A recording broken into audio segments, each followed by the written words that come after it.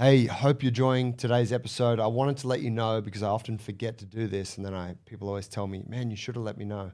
We have 3 coach certificate events coming up this year, 2025, 2 in Sydney and 1 in the Northern Rivers. So if you do want to get involved, you want to work with us, you want to work in one of our gyms, or you just want to learn more about our approach to coaching and gain the toolkit that we see as essential for any high-level coach, this is the course for you.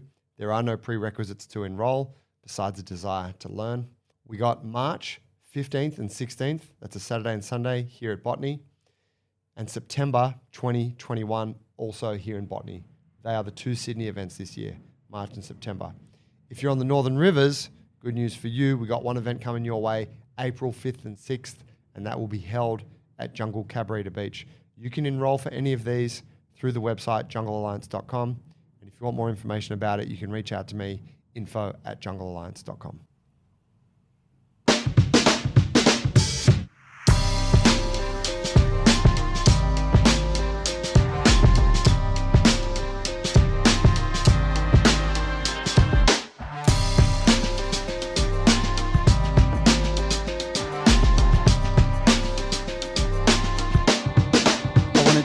Tell you because we've been hanging out for a few hours this morning already, but on the weekend I did myself a boo-boo.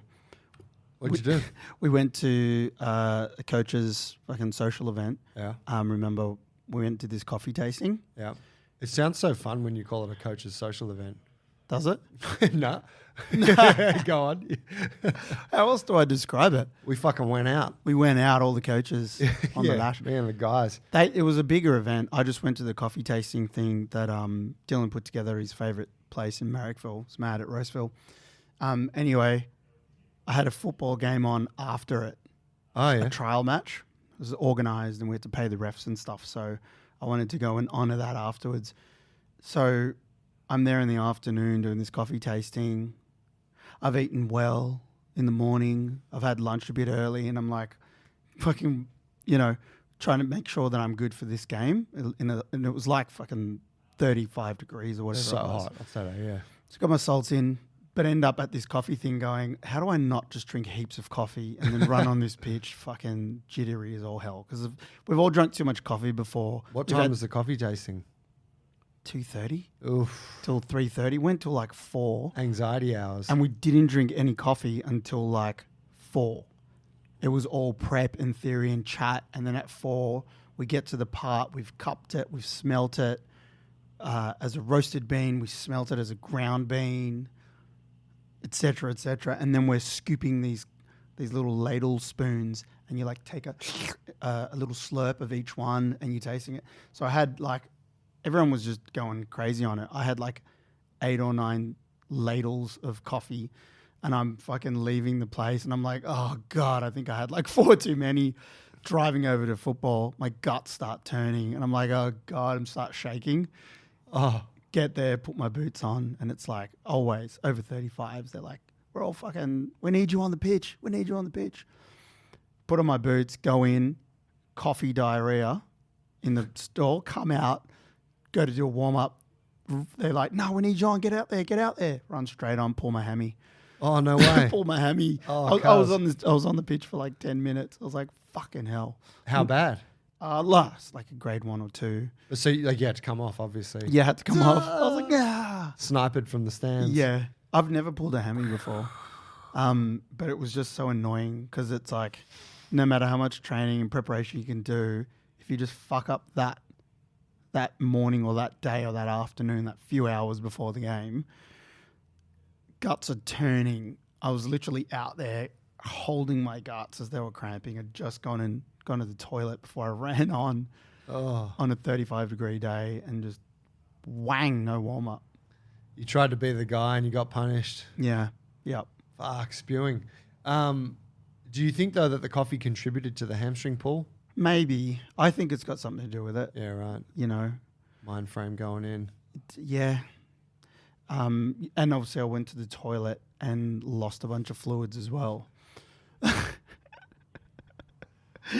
Oh, man. And then I was like, yeah, I'm really good with my warm-ups, right? Because it's not worth it. Yeah. But yeah. Just get out there. I was working with Abe last weekend at Wagga, and we were working hard. We were building some stuff in his backyard, and it was fucking hot. And we did like three full days in a row, like morning till like 8 p.m. Like once it started to get dark, kind of thing. And we drank a bunch of coffee in the morning and whatever. And I was like, Abe, are you across like other caffeinated drinks? And he's like, no, I just drink coffee, and I just drink. He just drinks like a whole pot in the morning, and then doesn't, He's like, gives me the jitters or whatever if I drink it late. And I'm like, me too. I'm like, let me introduce you to some caffeinated drink. We had a couple of cans of V, which I've never been a fan of energy drinks, right? Like it really goes against. How can my you whole not? shit. You've been hanging out with JT for 5 years. He's rubbed off on me, obviously. but what I've found is that, I'll use it as a tool when I have a big second half that day. Yep. So I've used it for coaching workshops where it's like a long day and usually have lunch and then you slump a little bit. It's like, Okay. I'll get an energy drink and then I'll power through for the next 5 hours. Okay.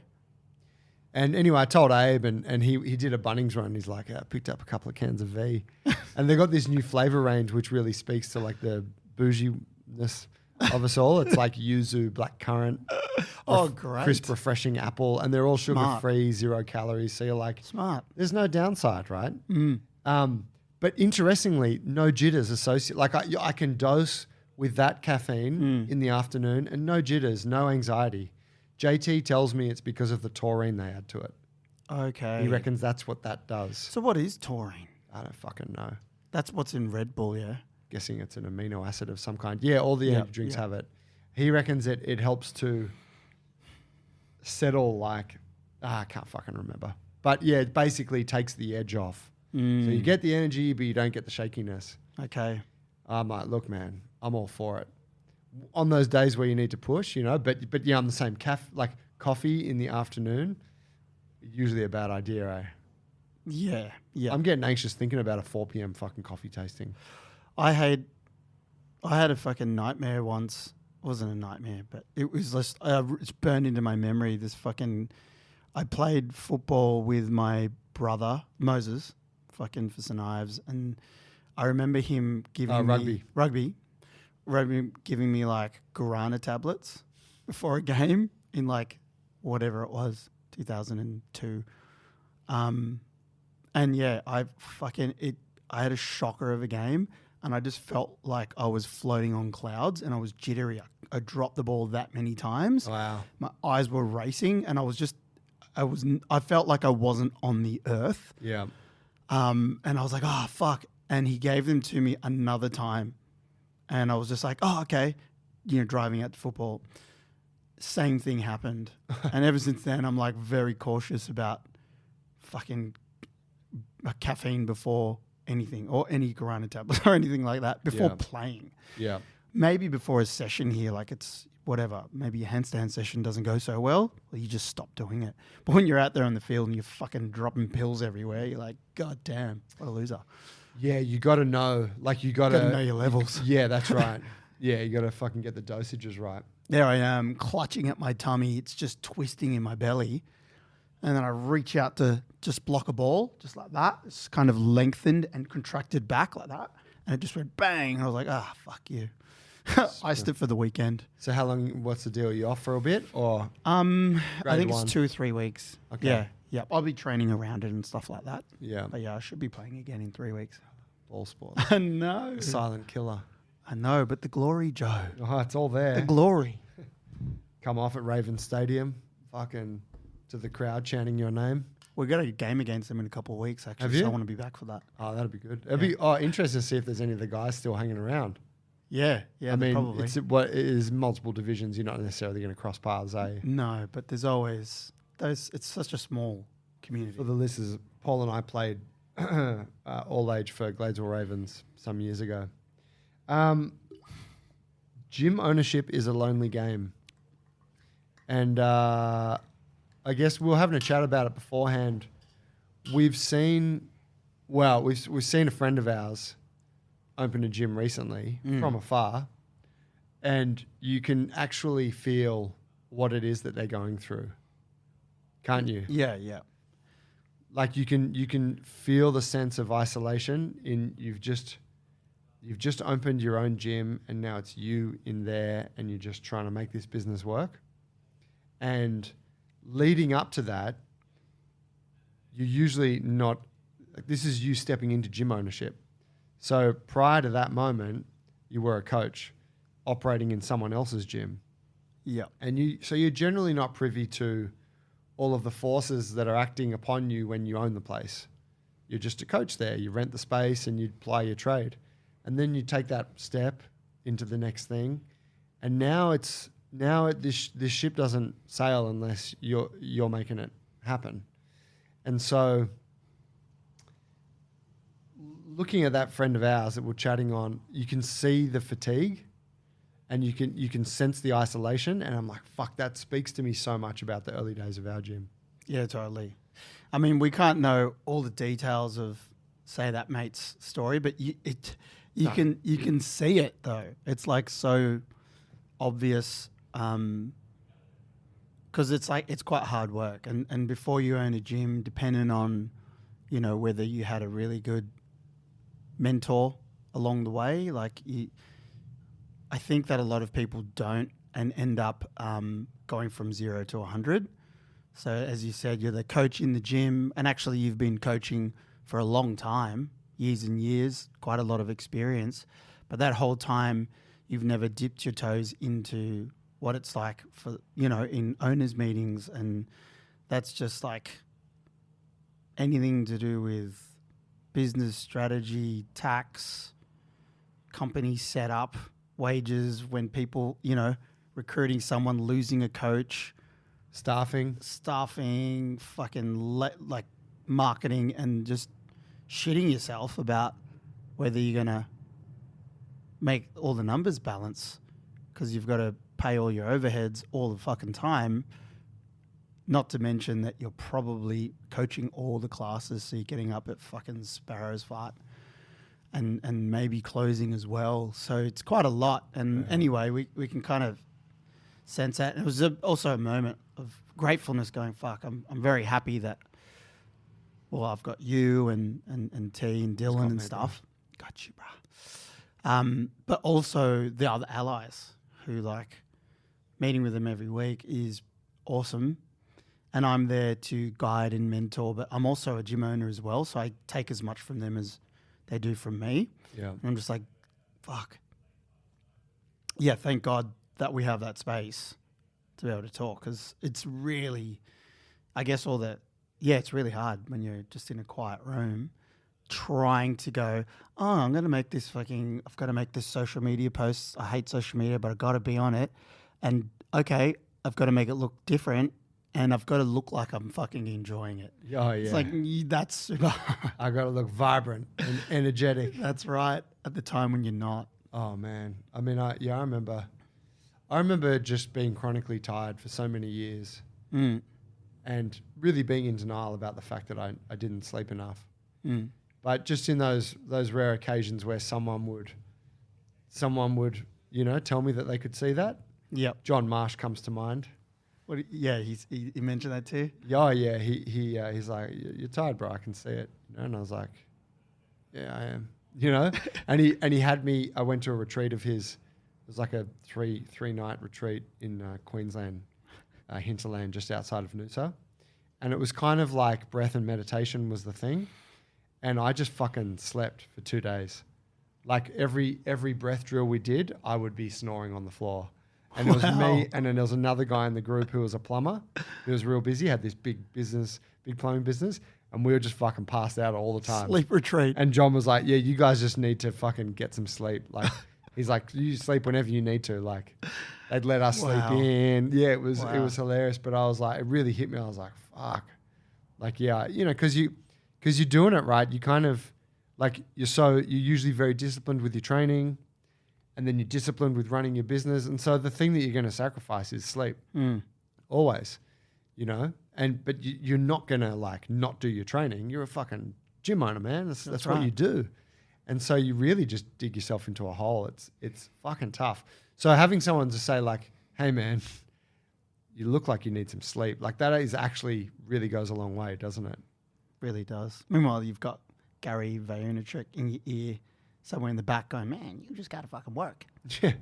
Yeah, that's, I mean, You got to upskill on all fronts. yeah. I mean, if I think about like the allies, that is like we can have that level. We have that level of communication with them where you can say like, dude, I think you're overdoing it. I don't think what you're doing right now is sustainable. How are you? You tired? And like you can have those conversations, and like as kind of basic as that is, none of their members are going to have that conversation with them. Their partner's probably not going to have that conversation with them. So it's like, it actually becomes really important, I think, to have people who are fighting the same fight as you, who can observe these things and give you feedback accordingly.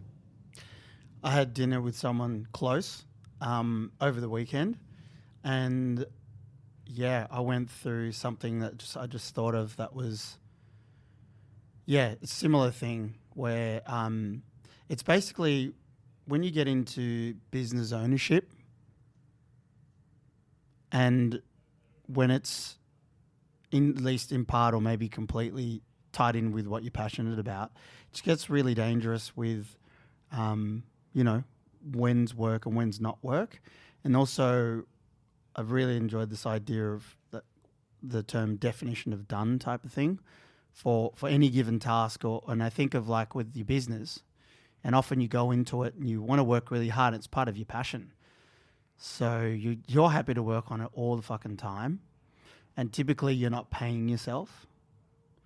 And because you're interwoven into your business, if it's a type of service, it was for this friend and also for us, it's like everything is an investment into your business. Everything is. When I learn this or when I read that, I want to stay up and watch this, I have a conversation with that person networking, it's all business. Mm-hmm. And then, you don't really measure your return on any of this investment, especially because you're not paying yourself. You can't really see it going out. And so you don't know when you're making it or when you're doing it and when you're not. Plus, you'll keep chasing it and chasing it and chasing it. If you've got a half decent work ethic, you like us, and I've always thought, coming from the film industry, we've always had a really good work ethic, and we don't quit, which I see as strength, and also it can be a blind spot sometimes as well. So when you have your own business and you're trying to make it work and you've invested everything into it, you can just keep going and going, well, this is going to get me out of the thing. This is going to get me out. This is going to get me to the next place. Yeah. So you can easily get into a cycle. And if you don't have someone who understands the mechanism of your business, you won't listen to anyone giving you that fucking advice. Yeah. You will not. Yeah. Unless it's someone that's done it. Like, it's so true. You're not going to hear it from anyone. Unless you can respect that they've done the thing you're trying to do. Oh, they don't fucking know. They've got a government job. They know. Unless it's that person. Yeah. And then you'll listen to what they have to say and say, look, what is the end goal? Are you really seeing, are you moving towards that? And actually you've been working on that for this many years now. When are you going to start paying yourself? At what point, how do you know when it's not working and that you have to give up on that and then try something else? So anyway, I guess I thought of that over the weekend, and it's similar to what we're talking about, really. I mean, having that, thinking on the early days of our gym, the business community that we had through Drew, our business coach, that was really quite a big lifeline from that point of view, wasn't it? Yep. Where you could connect with other gym owners. Yeah, it was. And like obviously we're learning stuff, that was really of like beneficial stuff through all of that. But moreover, just having connection with other gym owners and being like, hey, do you guys fucking struggle with this? And I'm like, yeah, that's a mad struggle for us. And be like, oh, wow, it feels so good to know that, other people are experiencing this too. Mm-hmm. I think that goes such a long way.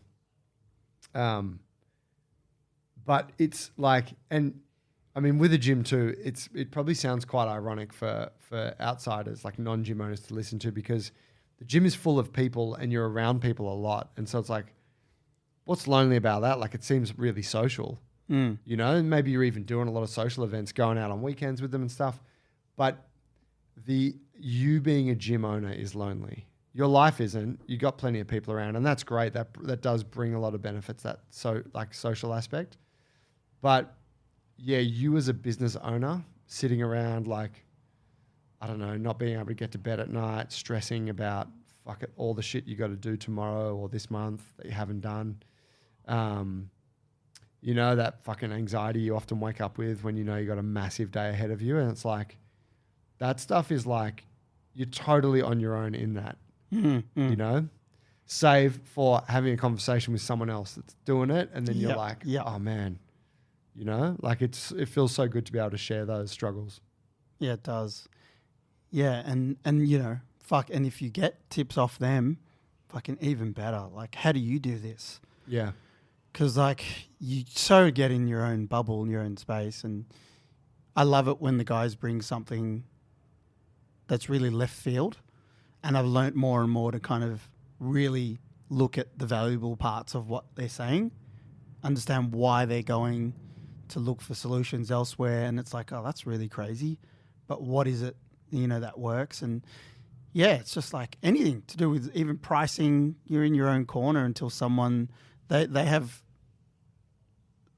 so many different contacts, and you're just basically leveraging on more sets of eyes that are filtering information. You can share it, you know, like these guys do different pricing structures. I'm like, fuck, why didn't I ever think of that? That actually makes a lot of sense. But to your point, they're more valuable connections because they're people that you do exactly respect. Yeah, that's right. That they know what you're going through, isn't it? Like, yeah, yep.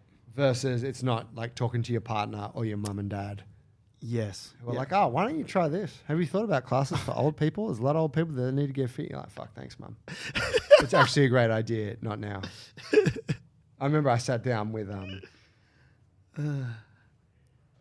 relative of, I don't want to fucking incriminate anyone here. Sat down for dinner with some in-laws, and it was like, oh, how's your thing going? And I was like, yeah, good. And then it was like, have you ever thought about, you know, and just gave me, and I was like, you know what, I haven't thought about that, but I appreciate the idea, you know, but it was just like, fuck me. Like, Not now. yeah, you know, I was in a good place, but I was just like, you got no idea what I'm doing, you know, like, and that's why I'm not giving you advice on your fucking job. There's got to be a real mobster fucking reply to that, which is just stock, which is basically flipping it over to whatever they fucking do.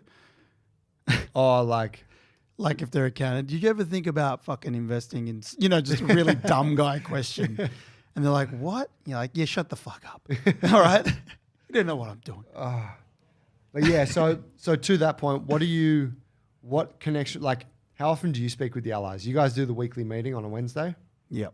Yeah. And that covers like growth, churn, marketing campaigns, the whole shit. Yeah. Yeah. Cause we've got key metrics that we track. They're at the base of every conversation. So yeah, we'll focus on different things depending on what everyone's feeling, what anyone needs, or whatever someone's working on at the time, but always having those base metrics. So sometimes we don't talk about those metrics a lot, but that's just because we're all across them and there's nothing red flagging in there. Yeah. So then we're talking about something that's happening at the moment. Right. You know? But yeah, it's covering all aspects of it. And we're lucky because it's small at the moment. And I really love that because, you know, we get to know each other really fucking well. Yeah. Besides that, like we're in a group. So at any time there's, you know, chats going on in there. And then, you know, we've got our events and stuff that happen. Looking forward to fucking the next one. The gathering this year. The gathering. Yeah. Yeah. Yeah, we're going up north. Yeah. Jungle Cabrita. Yeah. I've got like, because of Tasha's work and stuff, like I've like booking as much in as possible. We were talking about on the weekend. So I'm looking forward to that. I'll end up taking that week off. It's in the school holidays. Oh yeah. Is it? Yeah. Oh fuck. So I'll be up there all in. week. Or we'll be on holidays all week that week. Perfect. And then and maybe even the week before. And then the fam will go back while we do the gathering. Yep. And maybe I'll drive back with one of you guys or Sammy or something like that. Oh yeah, cool. Yeah. That'd be sick. Yep. Road trip it. Nah, it's going to be good. I think, you know, kind of to lead out, I think for us that's really the important aspect of what we're trying to do with this thing is to build a community around gym ownership. And because how we know how hard it is, and that it's like this collective effort in the same way that we built the tribe here in our gym, and that's what all of the other gyms do. This tribe of gym owners is just like, hey, you can have the most amount of fun. Like you can build the best business and you can have the most amount of fun by doing it with other people. So true. There it is, bam. Thanks, guys. Hey, if you like the episode, share it with a friend. See you on the next one. Oh, hit it, brah.